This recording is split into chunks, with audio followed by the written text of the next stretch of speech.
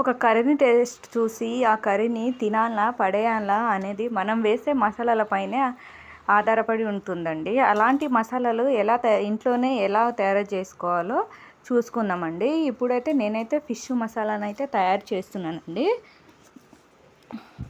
ఒక ఒక tea glass లేదా ఒక కప్పు సగం వరకు ధనియాలు తీసుకొని, ఒక స్పూను ఆవాలు, ఒక స్పూను జీలకర్ర, ఒక స్పూను మెంతులు అయితే తీసుకొని ఇవన్నీ బాగా వేగనియాలండి. వేగిన తర్వాత ఒక ప్లేట్లో తీసుకొని చల్లారనివ్వాలండి. అలా చల్లారిన తర్వాత మిక్సీ పట్టుకోవాలండి. మిక్సీ పట్టుకున్న తర్వాత మళ్ళీ పట్టిన పౌడర్ని మళ్ళీ చల్లారనివ్వాలండి. ఎందుకంటే అప్పుడే బాక్స్లో వేసుకోవద్దండి, ఎందుకంటే వేడి వేడిగా ఉంటుంది.